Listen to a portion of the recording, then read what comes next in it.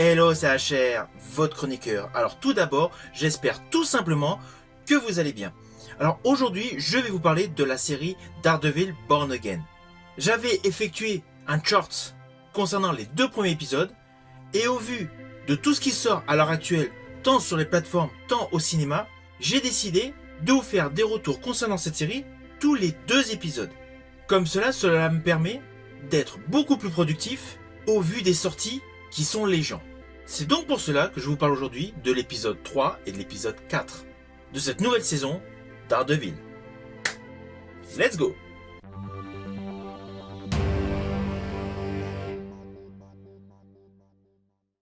Alors je vous préviens, dans cette vidéo, il va y avoir du spoil, mais je vous préviendrai en amont. Ceci dit, que ce soit sur la partie no spoil de ma vidéo et la partie spoil, n'hésitez absolument pas à laisser vos commentaires. Profitez-en tout simplement pour me donner votre opinion. Alors on était parti sur les 2 premiers épisodes. Les 2 premiers épisodes étaient plus pour installer l'histoire, avec la découverte notamment d'un nouveau super-héros, White Tiger. Les 2 premiers épisodes avaient déjà démontré qu'il y avait un réel travail sur l'écriture de l'histoire, permettant d'avoir un scénario beaucoup plus intense que les précédentes saisons de Daredevil. Et donc naturellement, l'épisode 3 continue avec la même mouvance, avec principalement une grosse dominante sur le procès du personnage White Tiger.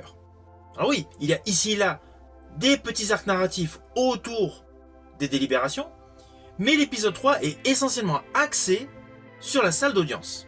De ce fait, cet épisode a plus un style proche de toute série où il est question de procès. Naturellement, je vais poursuivre mon propos concernant l'épisode 3 dans la partie spoil, mais là nous allons passer à l'épisode 4. Alors l'épisode 4 est selon moi beaucoup plus sombre, beaucoup plus dark. On ressent assez rapidement un côté anxiogène, notamment le final de l'épisode 4, totalement glauque.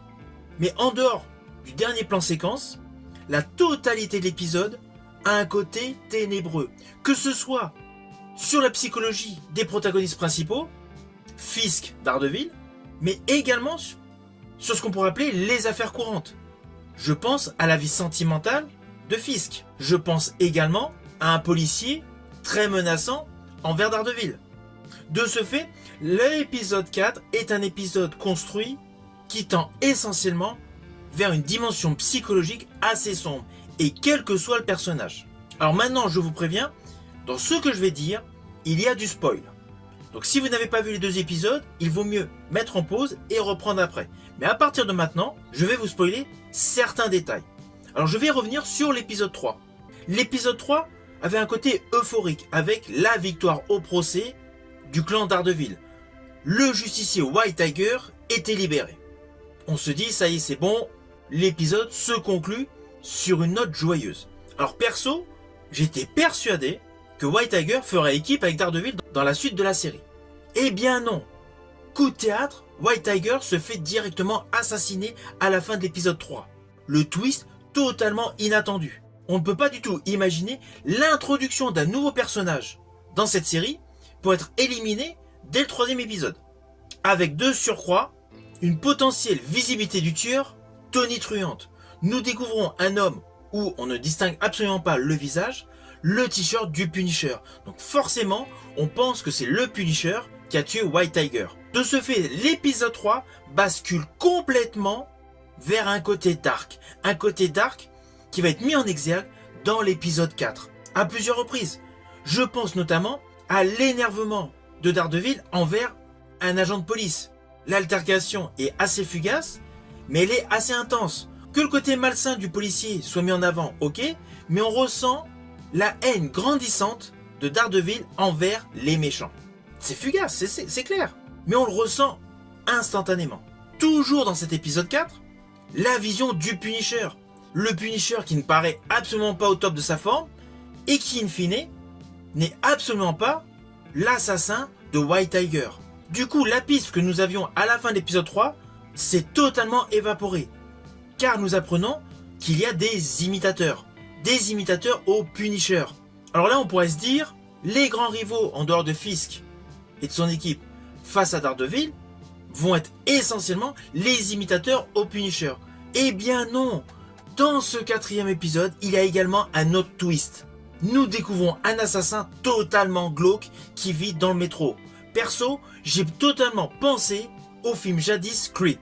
Toute l'atmosphère de ce plan séquence où nous découvrons ce psychopathe, qui porte un masque d'ailleurs, m'a totalement fait écho envers le film Creep. Le côté crasseux, le côté poisseux et surtout la colorimétrie sépia est totalement similaire à ce film d'horreur britannique. Et en dehors de cela, nous réalisons que Fisk, son naturel, est revenu. Je pense principalement à son fameux repas avec un homme dans une cage.